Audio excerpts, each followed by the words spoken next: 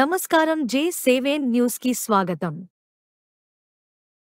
పులివెందుల ఆరో ఆఫీస్లో నామినేషన్ దాఖలు చేసిన AP CM YS Jaganmohan Reddy.